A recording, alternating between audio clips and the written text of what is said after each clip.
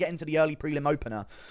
This is stacked top to bottom. It's probably the card of the year. Great fights up and down the card. There's been a couple dropouts, so it has faltered in terms of quality a little bit. But even still, absolutely amazing card. And thank you for this card being in the Middle East. Otherwise, the UFC would not care about it at all, and they would put on an absolutely terrible card. So thank everything that this is taking place in the Middle East, so we can actually have a good UFC card, because the UFC actually cares about them, not us or the rest of the fan base around the world who actually have fighters in the UFC. It's all good, though. We're going to start straight away with the early prelim opener of Bruno Silva versus Ismail Nurdiev. I'm going to go with Ismail Nurdiev to start the card.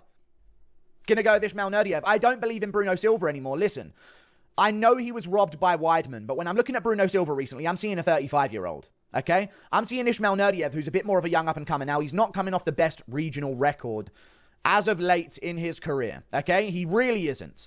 But he's been fighting at Brave.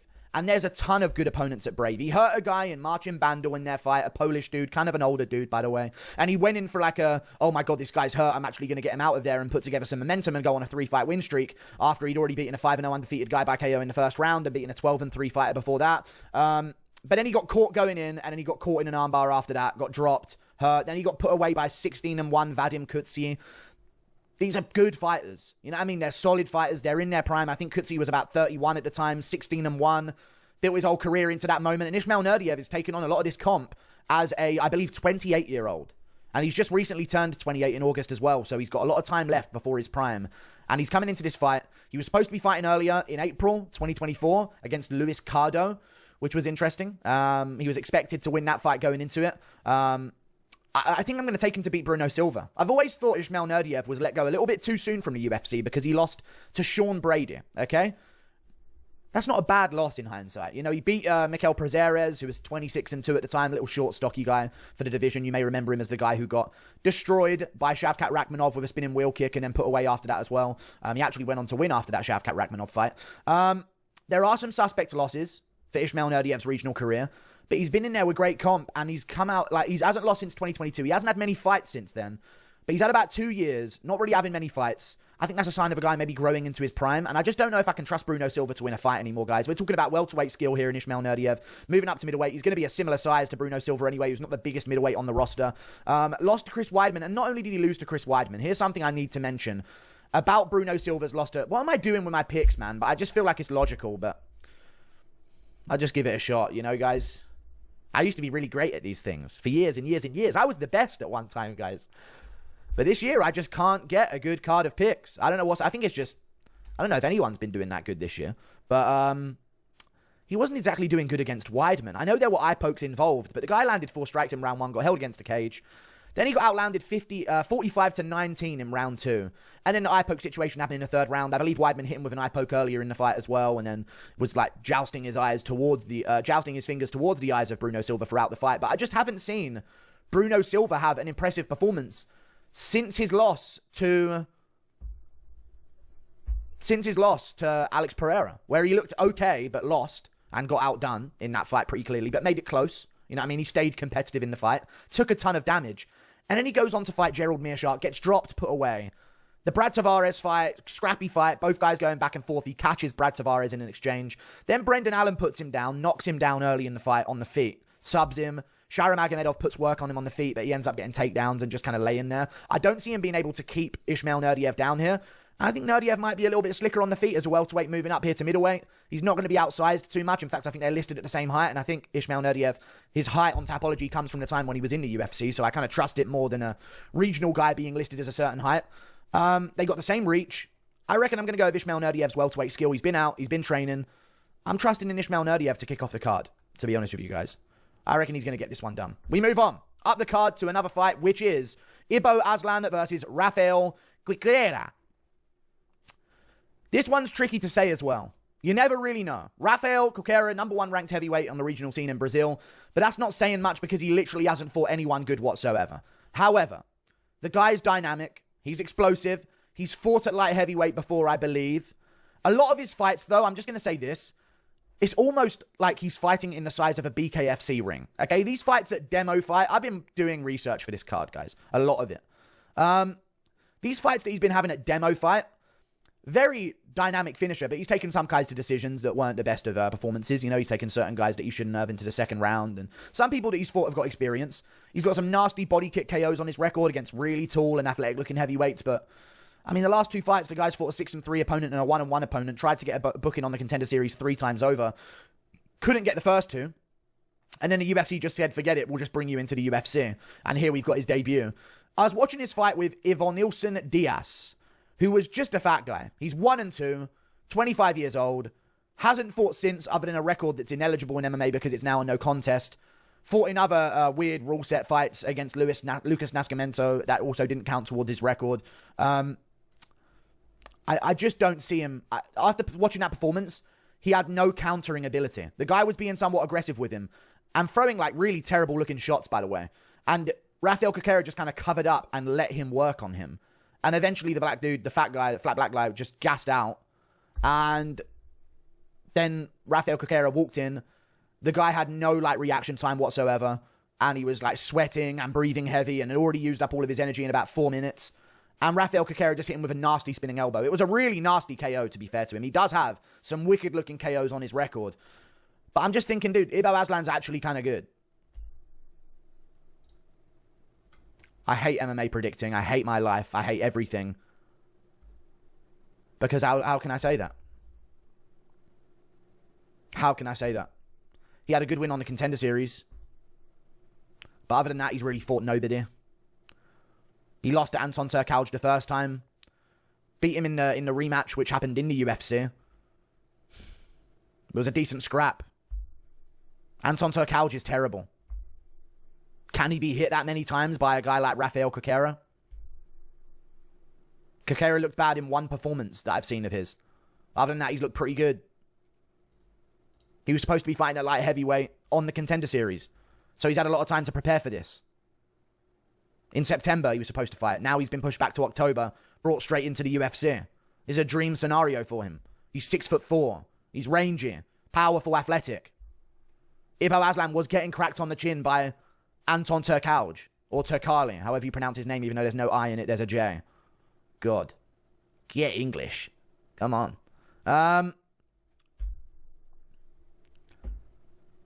Maybe Coqueira will beat him. I know Ibo Aslan has had a fight in the UFC and beaten the great Anton Turkali. But he got hit a lot in that fight. There's a reason it was given a fight of the night bonus.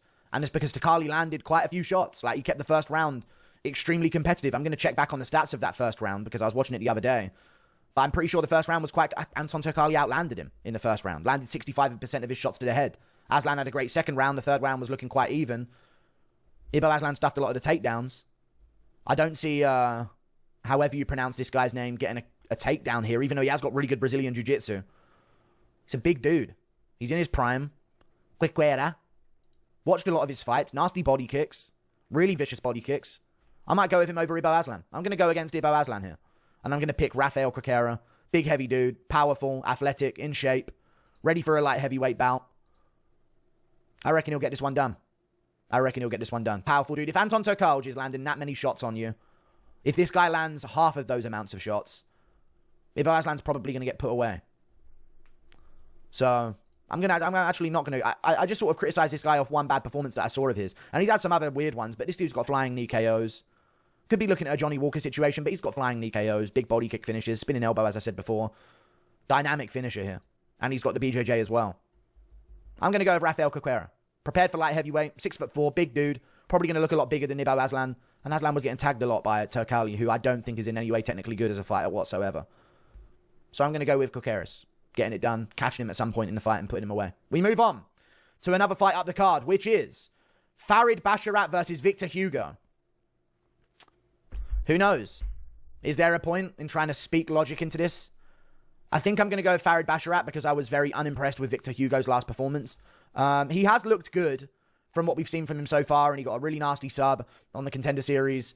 I think he went for it a few times as well, and he got it the second time, knee bar in the fight, over a good opponent. But Farid Basharat has been proven, and he's had a lot of fights in the UFC. And again, I didn't like Victor Hugo's last performance against Pedro Falcao. I thought he spent too much time getting controlled. He stuffed a lot of takedowns, and he has got really good takedown defense, but I think he could have been busier on the feet in moments. He won the fight clearly. But Farid Basharat mixes it up well. He strikes very well. I don't mind his wins. The guy's a win over Taylor Lapulus. Lapulus has been a pretty tough out for pretty much everyone that he's fought in the UFC. That was a reasonably competitive fight, I understand, but Taylor Lapulus is pretty good. He just beat Vince Morales clearly, dominantly. Beat Cody Stamann dominantly, clearly. Cowlin Loughran dominantly, clearly. Not the best of names, but he's putting together consistent wins in the UFC. I think I'm going to have to side with Farid Basharat here over Victor Hugo. He mixes things up well. I know that Javid kind of got a little bit, into a not-so-great performance against Victor Henry. But I think Farid's going to keep it going, I think Farid's going to keep momentum going. Damon Blackshear is a great win. He had a great performance against Mario Batista, who, although we all hate, is pretty good. He's ranked level at least and wasn't getting destroyed by Aldo in round one. Had a decent round one for himself on the feet. So I'm actually going to go with Farid Basharat here. I think he's a bit more well-rounded. And I reckon he'll get it done, chaining things together a bit better than Victor Hugo, who seems to be a bit more of like a striker with great takedown defense and some ability to jump for a submission. But yeah, I'm going to go Farid. I trust he's maybe going to be a bit better trained. We move on. Kennedy Nzechukwu versus not Justin Tuffer. Kennedy Nzechukwu versus, his name is Charles Barnett, I believe his name is. Or Chris Barnett, sorry. How could I forget Chris Barnett? I am going to go with Kennedy Nzechukwu. I do think all heavyweights are just fat people if they're outside the rankings. Chris Barnett is quite dynamic. Like, eventually, sometimes he'll get a body kick up there to his head height on some of these heavyweights, and you'll be like, whoa, watch out. This guy's crazy dynamic. I just don't see him winning this one. I think that Kennedy Nzechukwu is going to get this one done. I'm looking at Chris Barnett's career, and although he's got some funny-looking wins, like, oh my God, look what he did to Gian Vellante, and wow, did you see that performance where he kind of pulled off an upset win over Jake Collier? Because Jake Collier was like on his way to beating Chris Barnett, and then he kind of turned the tables, ended up in a good position and got a ground and pound finish. Lost to Martin Bidet. Like, this is Kennedy Nzechukwu. And although he is a bit chinny at times, there's been other times where he's just taken shots like nobody's business, like against Allberg. And then there's been shots where Dalton Young doesn't even really land on him and he goes out. So you never really know with his chin, but I've got to imagine that without the weight cut, his chin might be a little better off. And I think he's going to be able to just prod and poke and kick at range at Chris Barnett. And I reckon he'll get this one done. I think he could even grapple here and just not be morbidly obese and therefore be a bit better in the scramble positions. Like, the guy has been out grappling people before. Paul Craig finished him in their fight, but in moments of that, he was getting a better in the grappling of a guy like Paul Craig. And he's had other performances where he showed off his grappling. Like, he looked good in the grappling exchanges against Kutalaba, landed a big knee to the head of him. I'm actually going to go with, I'm going to go with Kennedy Nzechukwu to beat Chris Barnett. Lost to Ben Rothwell in MMA. I know he's a huge dude. And Barnett was landing in that fight, but I'm looking at Barnett. I'm seeing a finish loss to Ben Rothwell. He got finished by Martin Bidet legally, but they overturned it to a decision, technical, unanimous. He did get finished to side of the ear shots. Sometimes they call back of the head shots. If you're a big star, they don't. Like, back of the head shots to stars get called out. If you're a star throwing back of the head shots, absolutely fine by the company. Seems to be the trend. I'm going to go with Kennedy Nzechukwu here. The guy's been KO'd in kickboxing, finished by Yoel Romero in a grappling match. Been knocked out a few times before that on the regional scene. Alex Nicholson, Hyung Man Young, beat him on the Road FC. I was going to thought it was the Road to UFC, Road FC. Doctor stoppage, 2 more decision losses in his career, lost early on in his career. Beat some schmucks here and there. Some guys with some experience, but I'm not going to side with Chris Barnett. I'm not. And plus, there's a few other things that you've got to take into consideration here as well. The guy hasn't fought in a very long time. Last time he fought was in September of 2022. He's been out for over 2 years. Was supposed to have a bunch of fights that have all fallen through. Was supposed to fight Chase Sherman in April of 2023. That didn't end up happening. Barnett withdrew from that fight. Then you look at his fight with Mo Usman that was supposed to happen. Barnett withdrew from that fight. Then you look at his fight with Aldo Cortez Acosta, which was supposed to happen in October. Cortez got injured and pulled out of that fight, and it didn't end up happening. Now he was supposed to fight Junior Taffa. That didn't end up happening. And now he's fighting Kennedy Nzechukwu. Barnett pulled out of the Junior fight because of his house getting hit by a tornado. He fell over in the kitchen. Yeah, I mean, insurance fraud. I don't know. A lot's going on with Barnett. And I think it has something to do with the fact that you shouldn't be morbidly obese while training mixed martial arts. I'm going to go with Kennedy Nzechukwu. I think it will take an athletic heavyweight with some pop behind his shots to put away Kennedy Nzechukwu. So I'm going to pick him to win this one. We move on. Up the card to another fight. And plus, Chris Barnett is how old at this point in his career? 38. 5'9" at heavyweight. Like, fuck off, fatty. We move on to another fight, which is, I guess we'll go Rinat Fakretinov versus Carlos Leal. I've had a few people messaging me about the fact that Carlos Leal is on roids. He's a very dynamic finisher. has a ton of finishing potential in fights, has been fighting at the PFL. He's fought in other respectable promotions as well before in his career. He fought Sadibou twice. For a second time split decision, very close fight. First time he lost a little bit clearer than that as well. Sadibou trains at Extreme Couture. Strickland's done a lot of work with him before in his career. Really good fighter, really rangy. Sort of leaving his prime a little bit. Big dude, 6'3", great striker. I think a little bit underrated in his career. He lost to Magomed Karimov, got guillotined in that fight. Other than that, he injured himself in the fight after that. But now he's back on a win with a big KO. Sadibou is good. Carlos Lil was preparing for a fight leading up to this as well. He's preparing for a fight with Darmanov, which was October 22nd. And now he's been brought into this fight instead. It's hard to pick against Rinat Fakhretdinov, and I want to tell you why. Although Rinat Fakhretdinov has shown moments where you're like, that Dalby fight was way too close for this guy to be a legitimate prospect. You got to smoke Dalby. But I keep saying that people have got to smoke Dalby, and people keep not smoking Dalby. So I'm starting to think that Dalby's actually pretty good, because he beat Gabriel, the brother of... Who did Dalby beat recently? Gabriel. His name was Gabriel. And his brother's name is someone that lost to Benoit Saint Denis. Gabriel Bonferme. Brother of Ishmael Bonferme. And he ended up breaking him and beating him. And then before that, he beat Muslim Salikov. And, he's been on a 4-fight win streak leading into that Rinat Fakhretdinov fight, which I did think Rinat won, although Dalby did make it close. I do like what Rinat did to Brian Battle. I really like what Rinat did to Brian Battle. And I think he'll be able to get his own way here. Rinat is someone where you need a full training camp in preparation for him. If you don't have that, you're going to be in for some trouble. You don't end up, I'm just going to take on this regional guy for a fight, in LFA or wherever this fight was supposed to take place in. Let me check. This was supposed to be UAE Warriors against Eric Darmanov, who's 13-7. Leo was 97% rated to win that fight. I think you need a full training camp for a guy like Rinat, whereas Rinat doesn't need a full training camp for you. He's going to do what he does and see how you handle it. I'm going to go over Rinat Fakhretdinov getting this one done by decision or submission. Maybe a tough fought fight, maybe some danger in the first round, but I'm going to trust in Rinat to get this one done. We move on to another fight on the card, which is Abbas Magomedov versus Bruno Ferreira. This is a tricky one, yet again, because Bruno Ferreira at times got a little too sloppy for my liking against Dustin Stoltzfus. He got the win and he got a really nasty finish. But man, they were both puffing air by the end of the first round. It was a really, really close fight. Well, it wasn't really a close fight, but both guys were landing back and forth. Bruno Ferreira was definitely getting the better of it. Before that, he put out Phil Hawes, but who hasn't? Welcome to the club. I did that last weekend. My nan did it a weekend before that. He's lost in a Sultan Ruzaboev, who's good, but we find out not that good. But he's a powerful dude, puts out Gregory Rodriguez, puts out a bunch of people on his way to the UFC, puts out the guy on the Contender Series to get his contract in the UFC. Abbas Magomedov fought Baralho to a decision. It wasn't too impressive from Baralho, but he won the fight. Abbas Magomedov kind of got carried towards the end of that fight as well, because I think Baralho could have finished him, but he didn't end up doing it. Strickland's not an embarrassing loss in hindsight, is it? Wale Alves he beat, but he did not look too amazing against Wale Alves. Abbas Magomedov's one of those weird ones, because he's physically very capable. And he did use takedowns to beat Wale Alves. I don't think that's going to be an option for him here. I reckon he'll end up in a gunfight with Bruno Ferreira. And who's going to win a gunfight between the two of them? Baralho put him down in their fight and then kind of carried him to a decision. Same way he did to Cannonier. Maybe the finishing instincts of Baralho aren't quite fighting nerd-esque. We may be finding out as time goes on. But he did smoke Dustin Stoltzfus, and he has a bunch of good wins before he came to the UFC. What are we talking about here? It's a tricky one. I'm going to just say Bruno Ferreira has more dog in him. Let's face it, listen, they're both capable of finishing each other. I'm going to go with Bruno Ferreira because in my mind, I'm thinking, if it all goes good for either of them, each of them are going to have a chance to win. If it starts going bad for either of them, who do I trust to dig down and dig deep and get this win out of the pocket, or pull this win out from behind, or, win this one in a slugfest if it goes into the second and third round and they're still swinging at each other? Who's going to push when the going gets tough? And I'm going to trust in Bruno Ferreira to get that one done. So I'm going to say that it's a little bit of a firefight early with some patience. Both guys are landing some good shots on each other.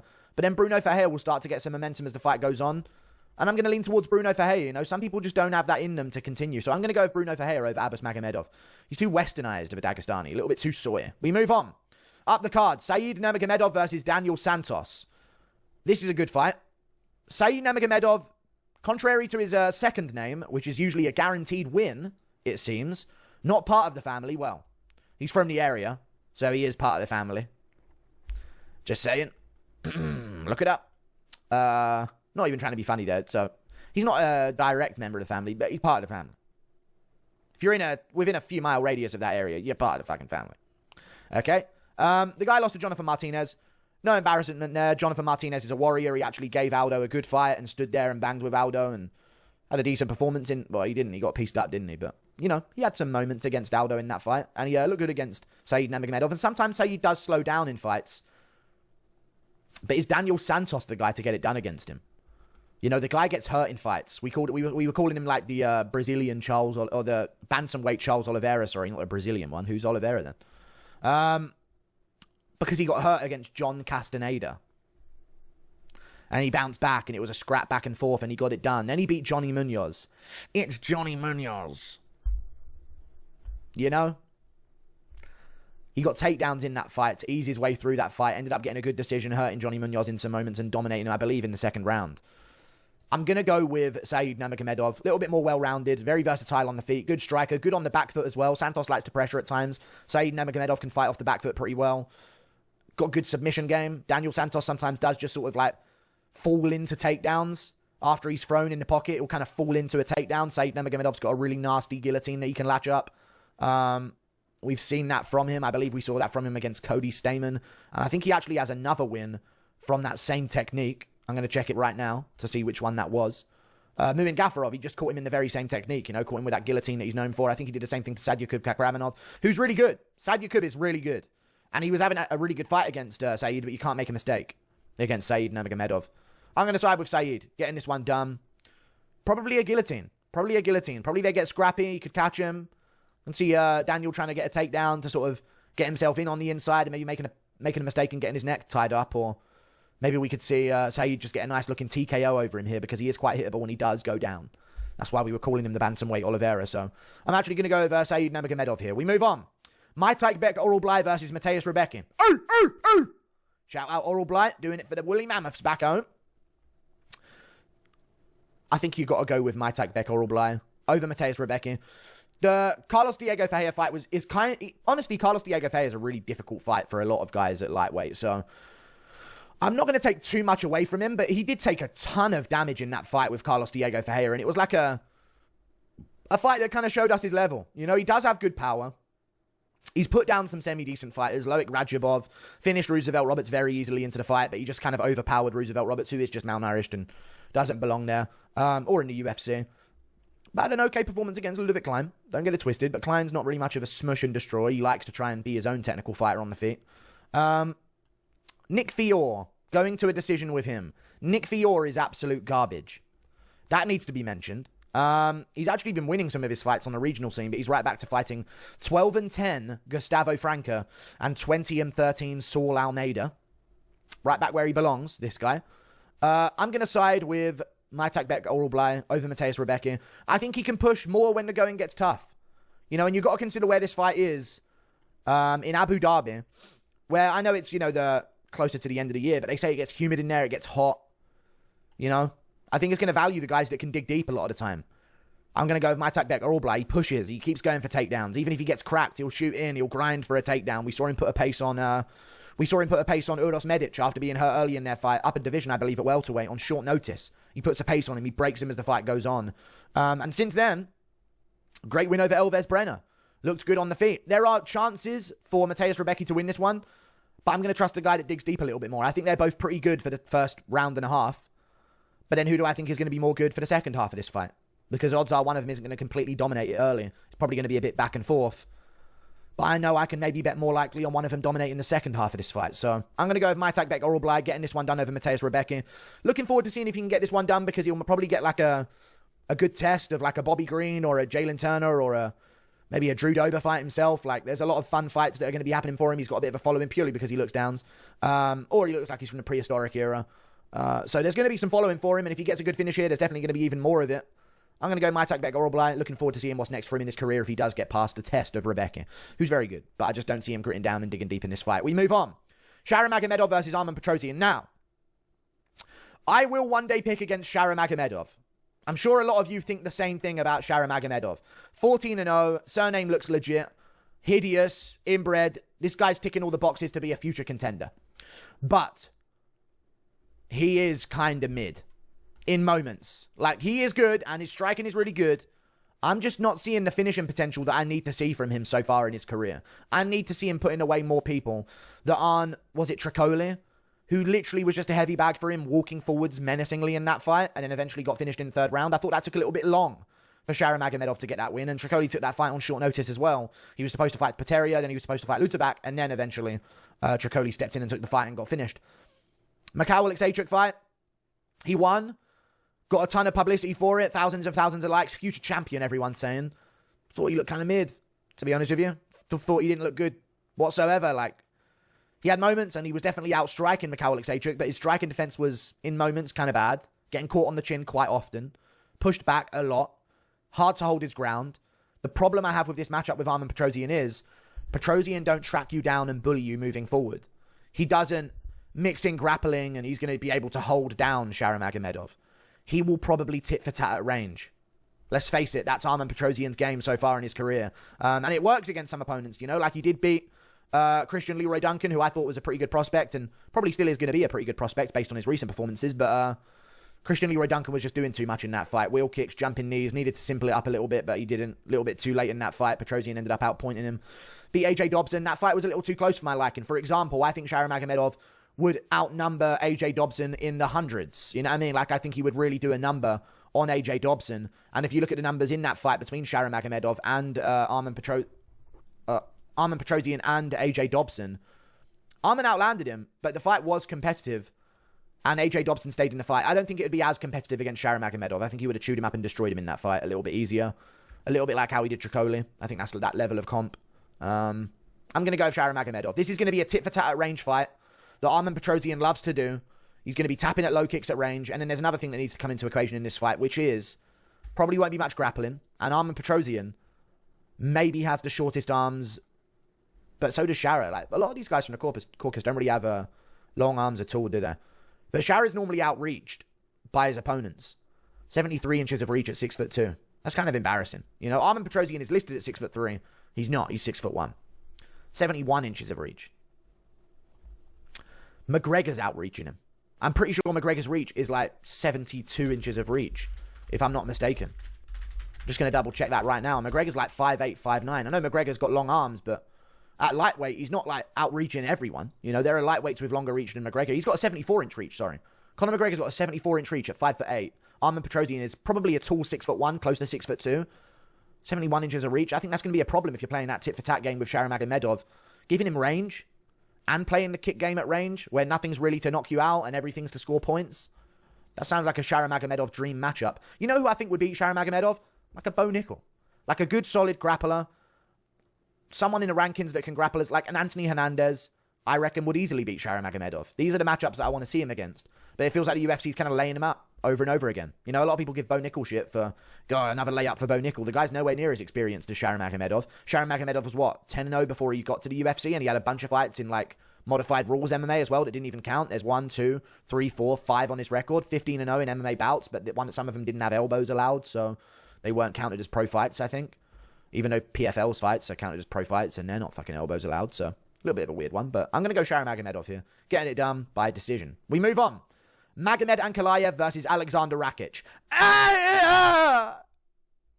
No, not that fight yet. The list of fights is all over the place. Jeff Neal versus Rafael Dos Anjos. Let's do this one next. I'm looking at 3 different orders of the fights right now.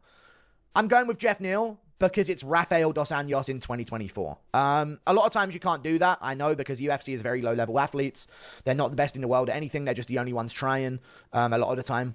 Rafael Dos Anjos, 39 years old, fighting at welterweight at 5'8", probably close to 5'9", 70 inches of reach. Going to be a little bit out-muscled here. And if you give Jeff Neal the imposing stature in a fight, bro, this guy can nearly topple people who have intimidation factors, like presence over him in the octagon.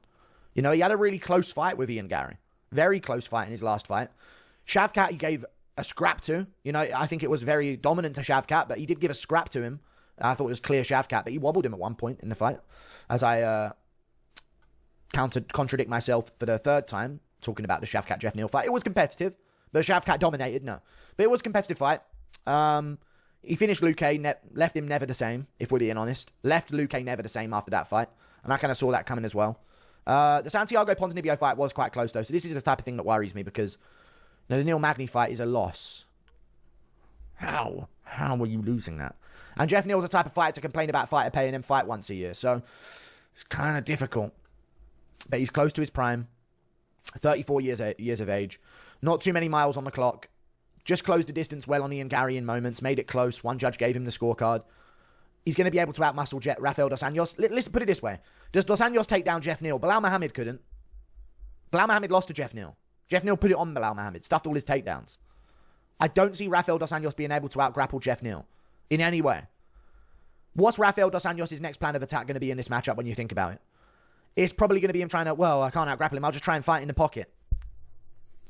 Ain't going to be popping a jab and floating around at range like Ian Gary, trying to time a knee up the middle as Jeff Neal closes the distance. No.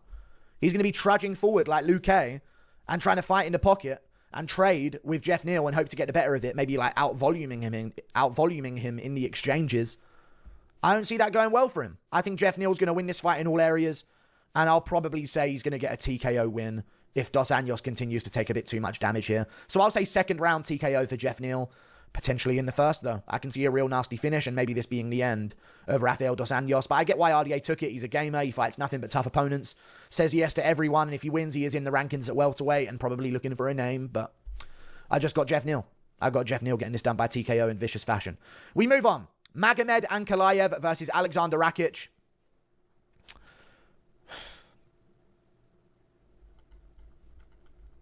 You guys, Alexander Rakic is designed to beat Magomed Ankalaev.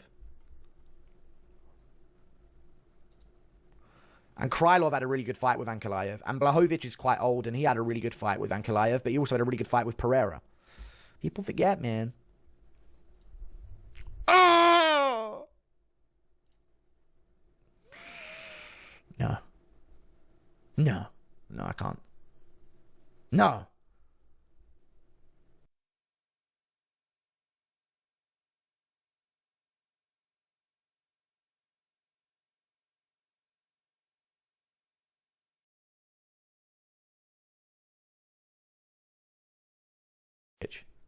Ankalaev. His pressure is good. It's sensible. He will push up against the cage in neither thigh. He will do that to win, if that's what it comes to. I'm not saying Rakic won't. Trust me, Rakic is probably guilty of the same things that... This is so tempting, though. You know how good Rakic is. And Yuri goofied him. Rakic is probably thinking, oh, a couple more low kicks, this guy's done. Nope. Yuri just takes them all. Doesn't stop taking them. But man, Rakic is so... His all-round game. Before he ended up kicking Jan Blachowicz and busting his ACL out, he had him down for the whole second round. Ankalaev ain't having Jan Blachowicz down early in the fight. Took him waiting for Jan to get tired. Took him down in the fourth round. But people forget, man. If Ankalaev's not liking what he's seeing, he will push up against the cage. And they're in Abu Dhabi. They want him to win. I don't know why, but the UFC wants him as champs. I'm going to go with Ankalaev. I think he'll be able to, like, tricky his way to win this fight. He'll trick it in. He'll mix it up. He'll keep it even with Rakic. Rakic will look more dynamic, but Ankalaev may be just as effective in terms of who's landing, and the numbers will be quite similar. And I think we're going to see a lot of Ankalaev, like, Rakic showing off great takedown defense, but you're still not off the cage. You know what I mean? Oh, ended around. Rakic defends that takedown really well, but Rakic is kneeing him in the thigh and picking him up and taking him down a bit. And Rakic is right back up, but he took a knee to the body there, and Ankalaev threw a couple punches in the clinch. I think it's going to be one of those ones. I think it's going to be a stinky performance by Ankalaev with a decision 29-28. I think he'll wear on Rakic as the fight goes on, and his boxing will eventually start to work for him a bit more. He pressures forward well. Rakic is dangerous, though, man. So there might be some good underdog money here. What are the odds? Because the odds shouldn't be that crazy. I bet you they are because his Ankalaev's name ends in a V. Yeah, they're crazy. So the odds are begging for a Rakic underdog money, to be honest with you. They really are. The odds are desperately begging for some Rakic underdog money. Because, I mean, Ankalaev's nearly a 4-1 favourite, so he should be like a 2-1 favourite at most. That's what I would say. But I'm saying Ankalaev gets this done. I mean, it goes, even though he lost to Paul Craig, it says something that a guy hasn't lost despite facing this many light heavyweights. So I'm going to go with Ankalaev. And then you look at the Ozdemir fight for Rakic, and you're like, is he that good really? I know he improved since then massively, but Yuri's legs are there to chew up. Pereira's low kicks devastated him with only a few of them. Rakic was chewing up his legs, but that many and nothing happened. That many punches to the chin, now it happened. At what point do we start to think that Rakic is just incapable of finishing someone? Ankalaev isn't incapable of finishing someone. Even though people are, he's boring, he's this, he's that, he's got heat in his hands. You know?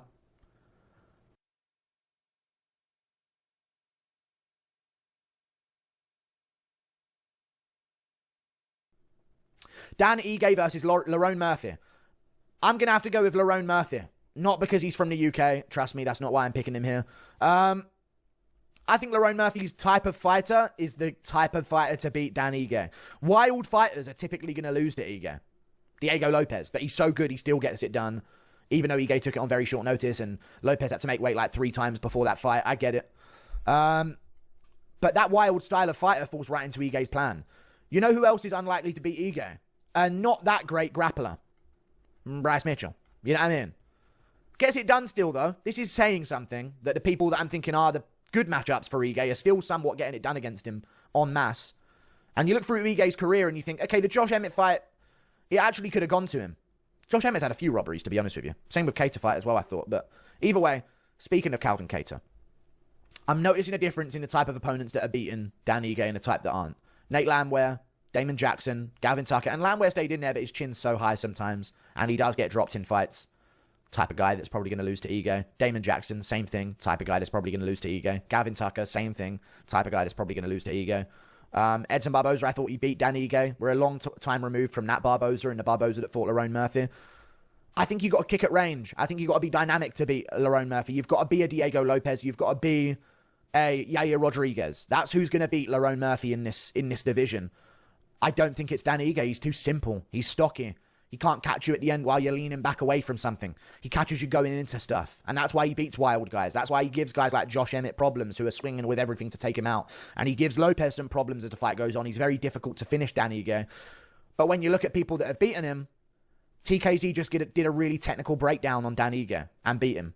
You know? Movsar Evloev did the same thing, but mixed it in with some good grappling as well. Calvin Kattar just did a really technical breakdown of Dan Ige. Lerone Murphy is that guy. Lerone Murphy is the typical, cut and dry, not great anywhere, but good everywhere. Like, he'll mix in grappling, he'll probably hold Ige against the cage a bit in some rounds, need to fire a few times, separate, and then he might land an elbow off the break in the clinch, who knows, like some wild UK stuff, you know what I mean? And then, jab at range again, and he's moving. Now a low kick, now a jab to the body, now he's moving. Ige swings and misses. Oh, they're in the clinch. Lerone Murphy landed a knee on the break and separated. Oh, he shot a takedown. It didn't work. Over-unders. Couple punches to the body. Knees to the thigh. Shucks him off. Drags him down against the cage a bit. Ige's back up with a few knees to the thigh afterwards. Murphy throws a combo on the break at the end of the round, securing the round for himself. It's the best case scenario to win a round type of style that a lot of UK fighters in the lower divisions come with. I think that beats Dan Ige 8 times out of 10, 7 times out of 10. Could he finish Lerone Murphy? Yes. I just don't think he's dynamic enough. He's got power in his hands, but I need like a wild guy that's going to throw it all out there and jump to the back of Lerone Murphy. That's why Gabriel Santos gave him problems on short notice in his debut. He pounced on the back of Lerone Murphy, throwing heavy stuff at range, being dangerous, keeping Lerone Murphy's otherwise calculated and cerebral style out of the way. Because now we're in a chaotic fight, and it's going to be whoever goes first wins, and whoever makes a mistake type of fight wins. Kalibao was doing all right, but he's very dynamic, rangy, picks his shots weirdly on the outside. Edson Barboza, dynamic, stop throwing kicks. I think if he threw more kicks, he probably could have got it done against Lerone Murphy, but what does Murphy do? He mixes in takedowns in the moments where he needs to, holds against the cage in the moments where he needs to, tallies up the points on the scorecards in the moments that he needs to. Yeah, I'm going to go with Lerone Murphy here. I'm going to go Lerone Murphy by decision, 29-28. Maybe a random scorecard goes out there for Ige, but Murphy will have won it. We move on. Oh, I've got to pick. Robert Whittaker versus Hamzat Chimaev. There is an idea that is Hamzat Chimaev. Then there is a reality of Hamzat Chimaev. And the reality is a lot more approachable to beat than the idea of Hamzat Chimaev. I'm going with Robert Whittaker. I know what you're thinking. Dude, Whittaker crumbles in fights like these. And you're damn right he does. And that's the argument for Chimaev fans and people that think Chimaev is going to win this one. Dude, Whittaker, under pressure, he don't do well. That's always the thing against Whittaker. Like, if you put pressure on him, you'll be able to get it done. Or if you just try and overwhelm him, he'll break. He's a bitch. He plays Skyrim on the weekdays. He's got kids. You know what I mean? Like, there's a human in there, goddammit. You know, leave him alone. You start trying to stick up for Whittaker and start an anti-bullying protest through some fights. You know what I mean? But I think he'll survive Chimaev's grappling early. That's what I think. He's a great wrestler. And I know, he's only been to like Commonwealth Games in Australia and national tournament here and there and does great in that. That's never going to compete with this Dagestani Chechen style of grappling. Volk Makhachev. Sure, positions were given up, but where do we go from there? You know? I think Whittaker's going to be able to survive a round. And if he does survive a round, we got 5 rounds of this. This ain't a 3-rounder, Chimaev. You ain't getting out of it that easily, bud. And Chimaev knows it's 5 rounds. That's important as well. So when he's on the back of Whittaker and he's trying to pour it on and Whittaker's scrambling and doing all the right things that I'm just going to say it, a lot of these Australian fighters do. They do the right things. When someone has their back, when someone's going for their back, when someone's trying to drag them down, when someone's trying to get dominant position over them, they just seem to be able to escape those positions and work to the next best one. Volkanovski does it. JDM does it. Who else is a really good example of that but is in New Zealand? Kai Kara France does it as well. Really calm, gets people off of his back, survives, looking at the clock while fighting one hand on. He'll be stood up against the cage with Pantoja on his back, or maybe not Pantoja, but other fighters that are on his back, and he'll just be looking up and, all right, I'm fighting hands. Askarov's on my back. No big deal. Similar style. Dagestani grappling, that sort of Sambo style of grappling. All aggression. Get him down. Get dominant position early. I'm going to go Whittaker. And then after that first... Listen, you're not picking, can Khamzat Chimaev win this fight? In my opinion. That's why I'm leaning towards Whittaker. God, I'm going to be tense and nervous for Whittaker leading into this. But you're not picking, I wonder if Khamzat Chimaev can win this fight. What you're saying is, does Whittaker win this fight or does Chimaev finish him in the first 2 rounds? That's got to lean you one way or the other, is it not? I think that's got to lean you one way or the other. And I think it's got to lean you somewhat towards Whittaker. You know? Majority of people are leaning Whittaker.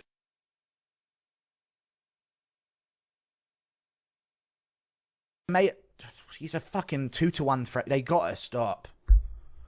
Oh my God, they gotta stop. It's just too tempting. I've got to go Whittaker. I've got to go Whittaker as the underdog. I think he'll stay alive early. I think Chimaev won't shoot as early on Whittaker. That's what I don't think. I think he'll try and... Because, let me put it this way. Whittaker's more approachable to try and put away on the feet in the first round than an Usman. You know? Against Burns, he just went straight for the takedown on Burns early. Against Usman, he went straight for the takedown early. When Chimaev thinks there's a chance he can get a KO on the feet early, which there is against Whittaker, which is why I think he might try this a bit more, he will try to KO early. Meerschaert, I'm going to go out there and I'm actually going to put some heat on him early. He's not going to KO me in the first 30 seconds. If they don't have a chance of KOing Chimaev in the first minute or 30 seconds, he will engage on the feet a bit, you know? He will try that out a lot more. I just think Chimaev's performances compared to the hype of Chimaev that we see in these edits that I keep noticing on Twitter are very different things. And I'm done with the young up-and-comer. I think he's 30. He's 30 years old, you know? He won't have fought for a year. He was supposed to fight in June. He pulled out. Why? Illness. Again. It's going to be on his lungs. A lot of people keep saying that. Oh, he pulled out to this and he had lung this. I'm not going to say the word because it instantly gets videos demonetized on YouTube. But, it's in his lungs still, you know, he's splurting up all this. I think there's blood in his mucus and all this type of stuff. Like, the guy's pulled out of a lot of fights, pulled out against Usman. Well, he didn't pull out against Usman, sorry. Usman stepped up in place of Costa. But he ended up, you know, missing weight against Diaz because he wasn't going to make it, and they made him come in at 185, and he ended up beating Kevin Holland, but Holland's grappling is... Roman Dolidze's effectively grappling in round 1 against him. Great against Li Jingliang. Hey, Li Jingliang. That ain't aged great. And then you look at his wins... Let me read you Chimaev's finishes early. And you tell me if any of those names sound like Robert Whittaker to you. Kevin Holland. Kevin Holland. Li Jingliang. Gerald Meerschaert. Get this. Reese McKee at middleweight. John Phillips. Took him to the second round. I know it was a younger Chimaev at 26, when Whittaker was, I believe, fucking near championship level around that time. I don't even think that's far off. How old's Whittaker and when did he get to the top? 33 years old now, and he got to the championship when? In 2017? 7 years ago, and he's 33? Yeah. You know? John Phillips survived a round. Not a complete, I get it, a different Chimaev. And he had Usman in trouble. He survived. Whoa, you see him take down Burns? Yeah, Burns got back up and survived. You know? It's not like I'm hating and I'm like, no, this guy's KOing everyone, but he won't do it to Whittaker. If he was destroying Usman and he put Usman away, maybe there'd be some argument, well, Usman took it on short notice, but no, he didn't destroy Usman. I thought he lost. He's very lucky to get a 10-8 round in the first. Fair play, get a 10-8 round, all good. I think they should be given out a little bit more generously anyway. I'm just saying we've seen more dominant rounds not be given a 10-8. But he didn't finish Usman. Usman, wobblestone, cobblestone knees. What's Lucas Tracy say? Fucking old man geriatrically stumbling around the place, you know? Still managed to put hands on Chimaev. I know Chimaev broke his hand in a fight, but there's always something with him. Chimaev didn't look good that performance, but you guys, his training camp, a lot of stuff happened. Well, he didn't look good in that one either. You guys broke his hand, round one. Didn't look good in that fight. Whoa, guys. He had AIDS. Yeah, I mean, like, there's always something. So why wouldn't there be something in this one? You know? Guys probably got swine flu going into this. Like, I'm trusting in Whittaker. You know, he has looked good. Duplessis is a beast of a man that doesn't slow down like Chimaev does. So I don't see the same second round finishing potential as I do from Chimaev, as we see from Dricus Duplessis. And I think Whittaker's ready for the scrap. Look at the previous opponents that Whittaker's faced and tell me he ain't ready for intensity and pressure. Chimaev's not going to wheel kick him in round one like Costa did, by the way. And I think the fact that this is 5 rounds is horrible for Chimaev. 3-rounder, maybe I'd pick him. Maybe he'd win the first dominantly, secure a draw if he didn't get finished, and then he gets the second close, and then Whittaker wins the third, but it's not enough. The 4th and 5th being there make me terrified for Chimaev. The fact that this is in the humidity of Abu Dhabi, I don't like that for Chimaev either. It's in the daytime. Don't like that for Chimaev. I'm going to go with Robert Whittaker getting this one done. TKO, 4th round, finishes Chimaev, who's gassed out, starts putting his head down and scrapping while Whittaker's popping and moving a lot more and being a lot lighter on his feet. And I actually think Chimaev's going to swing a lot more on the feet early as well, trying to go for Whittaker.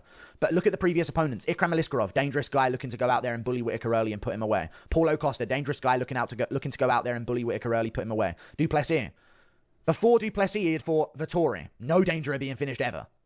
Adesanya, going to low kick you at range. Who has finished Whittaker before, I get it, but going to low kick you at range and win a robbery decision against you. Gastelum ain't going to put you away early, you know? Cannonier could have, but not really. When's the last time we saw a first round finish from Cannonier? He's quite cerebral. Same with, when's Darren Till's going to put you away early? No, he's going to fucking slightly lose to you and then he'll be the guy that slightly lost to you. All respect to Darren Till, but that's just, he'll make it close. Darren Till's, no matter the comp, he'll make it close and that's his performance. You know, he's just not quite. I'm going to go with Robert Whittaker. I think he's primed and ready for this over his last 2 performances. And I think he'll get this one done. He's been active. This is the last shine of his prime. 33 years old. He's been around for a long time. Yeah, I think he's going to see a lot coming from Chimaev.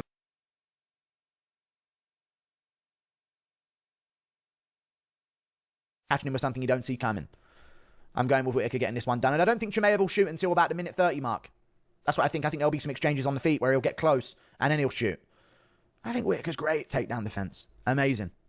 So I'm going to go with Whittaker getting this one done. We move on. Ilia Topuria versus Max Holloway. I'm going with Ilia Topuria to win this fight by decision. And I think Holloway is going to have moments later on and people are going to complain. Oh, yeah, you gloat all you want, dude. Holloway was whoop. Ilia Topuria versus Max Holloway. I'm going with Ilia Topuria to win this fight by decision. And I think Holloway is going to have moments later on and people are going to complain. Oh, yeah, you gloat all you want, dude. Holloway was whooping you in round 5. That's the narrative I hear. Are you telling me you can't hear that narrative too? I hear it echoing around the streets of Honolulu, Hawaii. Okay? I hear it. The cope of Twitter. Talking all that trash. Look at him cowering away in round 5, shooting for his life. Are you telling me you can't hear that narrative too? I hear it echoing around the streets of Honolulu, Hawaii. Okay? I hear it. The cope of Twitter. Talking all that trash. Look at him cowering away in round 5, shooting for his life. Brendan Allen, Chris Curtis. No, I'm joking. Not that style of fight. I think he will probably drop Holloway. I think he'll hurt Holloway in moments, and that's going to get him rounds. Like, I can see Holloway outstriking him in round 1, and then towards the end of round 1, Ilya cracks him with something, and Holloway goes Poirier rematch mode. And everyone's like, oh, no. And he's like barely whiffing on the follow-up shots as Holloway braces and keeps his distance. And then like a spinning back kick on the spot from Holloway keeps Ilya where he's meant to be and stops the aggression, and then everything calms down. But Ilya's got the round. He was outlanded by 7 significant strikes. Who cares? He had him on